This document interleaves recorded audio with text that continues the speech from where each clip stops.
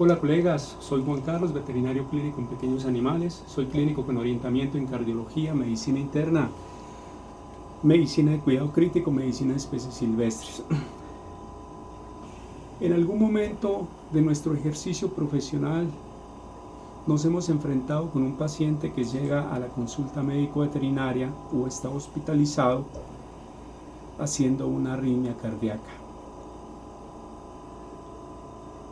Cuando esto se ha presentado, estamos nosotros capacitados como médicos veterinarios para enfrentar este tipo de arritmias. Hemos logrado sacar el paciente adelante. Nos ha fallecido el paciente en quirófano por una respuesta muchas veces a los medicamentos, a la pseudoanalgesia, a los medicamentos que utilizamos para entubar el paciente. Nos ha fallecido en algún momento el paciente o hemos logrado sacar el paciente adelante. Sabemos que esto es un tema de cardiólogos, pero como médicos debemos de estar preparados para la atención del paciente cuando nos llega a un consultorio veterinario. O para eso no estamos cuando estamos en un consultorio. La gente no sabe cuál es nuestra especialidad. Si estamos preparados para una arritmia en un paciente médico, en un paciente veterinario. Hoy quiero hablarles sobre los tres tipos de arritmia y el tratamiento. Tenemos tres tipos de arritmia que son ritmos de paro, arritmias rápidas y arritmias lentas. Los ritmos de paro, hay dos defibrilables y dos no defibrilables. ¿Cuáles son los primeros que son defibrilables? Está la fibrilación ventricular y la taquicardia ventricular. Y los dos últimos, que son actividad eléctrica sin pulso y pseudoactividad eléctrica sin pulso y asistolia, esos no son defibrilables. Cuando tenemos un paciente para defibrilación, que es diferente a cardioversión es con sincronización, muchas veces es programado, se defibrila un paciente crítico que está en una urgencia. Cuando tenemos un paciente para defibrilación, entonces hacemos pseudoanalgesia, colocamos el gel hidroelectrolítico sobre el tórax del paciente, colocamos el gel conductor en las palas del defibrilador, los hay bifásicos y monofásicos. Fuera tú, fuera yo, fuera todos, despejen vía aérea, defibrilamos. Si el paciente, y estamos haciendo RCP por 3 a 5 minutos, RCP, contracciones cardíacas, ventilaciones, por cada 5 una ventilación, otros utilizan por cada 20 contracciones una ventilación, otros, yo personalmente, por cada 5 una ventilación. Sea con el Ambubá, con algún otro método, el oxígeno, qué sé yo, también se lo podemos colocar, una torre de oxígeno de alto flujo. Bueno, si el paciente necesita una segunda defibrilación, podemos colocar adrenalina. Si el paciente necesita una tercera defibrilación, podemos colocar como antiarrítmico amiodarona o colocar lidocaína. Si el paciente necesita una cuarta defibrilación, ya colocaríamos la mitad de la amiodarona o la lidocaína que fue utilizada en después de la tercera defibrilación. Con estos ritmos de paro, nosotros que son defibrilables, nosotros podemos pasar el paciente a una respuesta sinusal. Con estos ritmos, haciendo la defibrilación con los antiarrítmicos. Tenemos los otros dos ritmos de paro, que son actividad eléctrica sin pulso o pseudoactividad eléctrica y asistolia. El paciente está en paro cardíaco. Necesitamos regresarlo a la circulación espontánea. Con esto es un poco más fácil. Lo que debemos de hacer nosotros como médicos veterinarios es hacer RCP, cardioreanimación y ventilación, y colocar adrenalina. Muchas veces muchas veces un paciente haciendo una actividad eléctrica sin pulso ya nos muestra pulso, por ejemplo, en el monitor, o una sistolia y nos muestra una taquicardia supraventricular o una bradiarritmia. Entonces ya hay que sacarlo de ese estado también al paciente. Antes de continuar con los ritmos rápidos y los ritmos lentos, tenemos que tener en cuenta cuáles son las causas reversibles de paro cardíaco, que son las H's y las T's. ¿Cuáles son las H's? Hipovolemia, hipoxia, trastorno de hidrogeniones, estados de shock,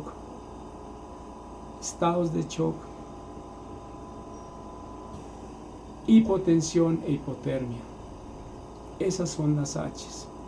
Y las T's son tóxicos, tromboembolia pulmonar, tromboembolia coronaria. La tromboembolia pulmonar generalmente sospechamos de que es de origen de una tromboarteritis ilíaca en gatos, cuando el gato está cojeando y hacemos unos exámenes y aparece una tromboembolia. Entonces una tromboarteritis ilíaca, y hay tromboembolia pulmonar, generalmente esa es la causa en gatos. Entonces tenemos tóxicos, tromboembolia pulmonar, tromboembolia coronaria. Tenemos la otra causa que es neumotórax, tensión y tamponada cardíaca. Esas son las causas reversibles, las H's y las T's del paro cardíaco, o de las arritmias, más bien en las mascotas, que pueden conducir a un paro cardíaco.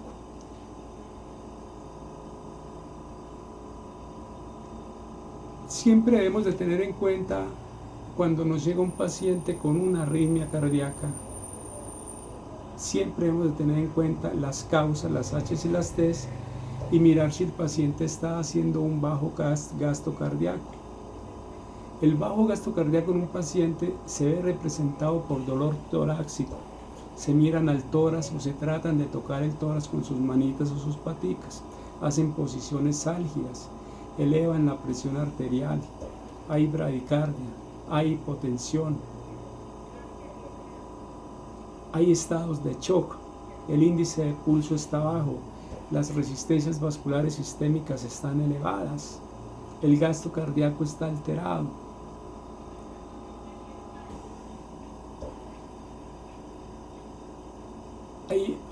Hay falla cardíaca, hipertensión, bradicardia, tiempo de llenado capilar, o key vein open, KVO mayor a 3-4 segundos, desaturación, pacientes saturando por debajo de 90. Se permiten pacientes saturando por encima de 90, pacientes con enfermedad, con SDRA, o pacientes que vienen de una EPOC, por ejemplo, una enfermedad pulmonar obstructiva crónica. Pero generalmente deben de saturar por encima de 92, 94. El paciente neurocrítico sí se espera que sature por encima de 97.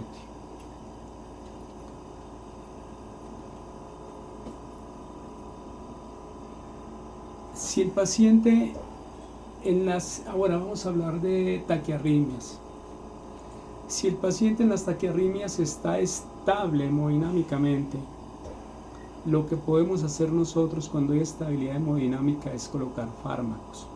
Y si hay inestabilidad hemodinámica, lo que debemos de hacer es hacer cardioversión. La cardioversión se hace en promedio más o menos de 1 a 1.5 joules por kilo. Hablemos de la primera, taquicardia supraventricular. La taquicardia supraventricular es una taquicardia que generalmente está aumentada la frecuencia cardíaca entre un 25 y un 30% de su límite superior normal. Por decir algo, en perros y gatos por encima de 150, 170 ya hay una taquicardia. Entonces, si el paciente está estable hemodinámicamente, lo que hacemos es una maniobra vagal con el paciente. Lo colocamos en posición supina, en la camilla, en el piso, ¿sí? Levantamos los miembros anteriores y los miembros posteriores, las manitas y los pies, para mirar si nos mejora el gasto cardíaco en el paciente, para mirar si levantando las manitas y las paticas, que ahí es donde está más o menos el 15% de la circulación, vamos a estresar un poco el corazón, si nos mejora la frecuencia respiratoria, cardíaca, si nos baja más la presión, si nos mejora el gasto cardíaco en un 25%, si nos mejora el tiempo de llenado capilar, ese paciente podemos inclusive estresarle volumen si es respondedor a volumen, y si está en uno de los estados de shock que son respondedores a volumen, que es el shock distributivo y el shock hipovolémico, mientras no existan fallas cardíacas en el 40% de los pacientes. Entonces esto es lo que hacemos nosotros, una maniobra vagal, y lo otro hacemos un masaje carotidio, y el paciente en el suelo, en la camilla, con los miembros hacia arriba. Podemos mejorar mucho la taquicardia supraventricular. Las hay de complejo QRS estrecho, complejo QRS ancho. El QRS estrecho es de aurícula, el complejo QRS ancho obedece a ventrículo. Estas taquicardias supraventriculares, si no nos responden a la maniobra vagal, podemos colocar amiodarona.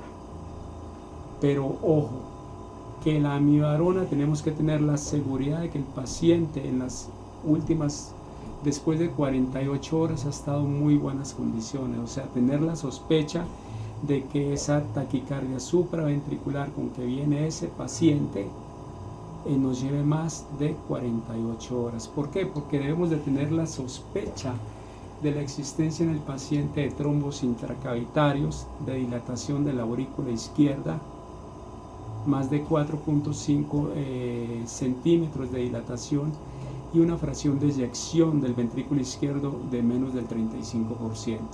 Si tenemos esta sospecha y colocamos amiodarona para regresar el paciente a una respuesta sinusal, ¿sí?, y regresarlo a la circulación espontánea, lo podemos hacer con amiodarona. Mientras tanto tengamos la seguridad de que el paciente, de que esa taquicardia nos lleva más de 48 horas. Porque si lleva más de 48 horas y colocamos la amiodarona, vamos a producir unos efectos deleterios que pueden ser fatales para el paciente con la amiodarona. Vamos a provocar una trombosis, trombos cerebropulmonares, una tromboembolia gravísima, con un infarto cerebral o un evento cerebrovascular cerebral. Podemos provocar un infarto renal, una isquemia, una necrosis mesentérica, un infarto mesentérico, en donde coloquemos la amiodarona sin verificar que el paciente nos lleva más de 48 horas con la taquiarritmia.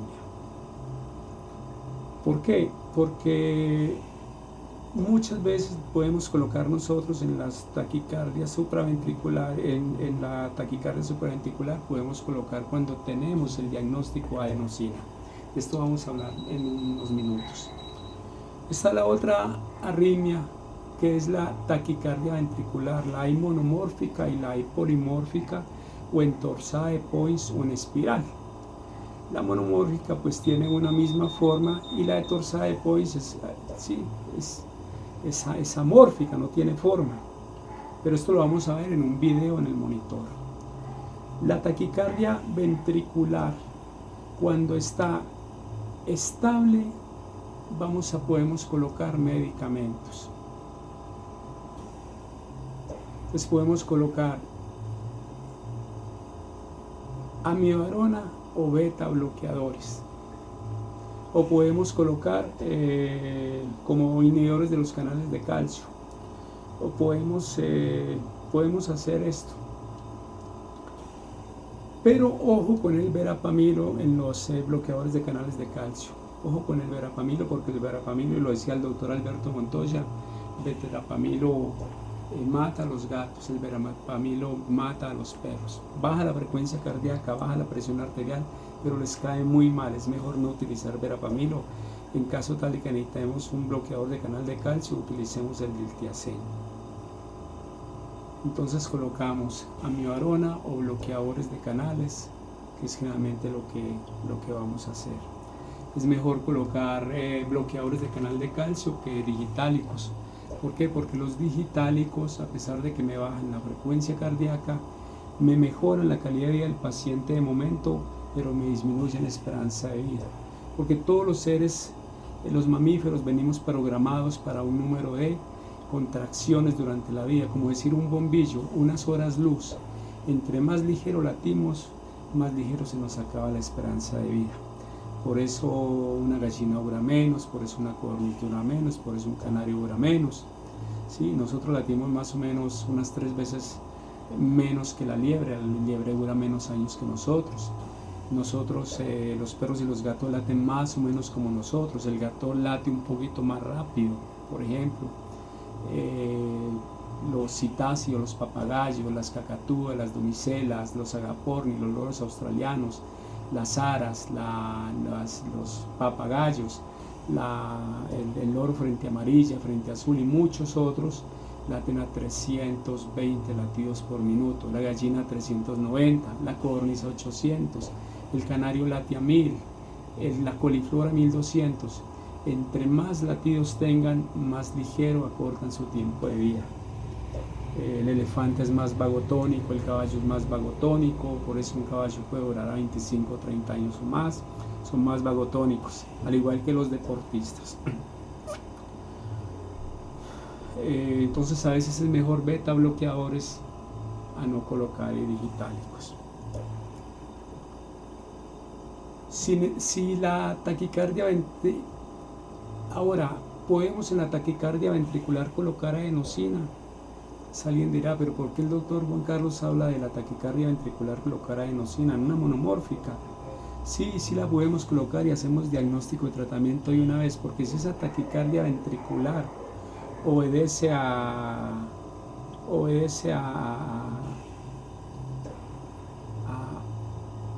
latidos aberrantes de reentrada intranodal, ¿sí?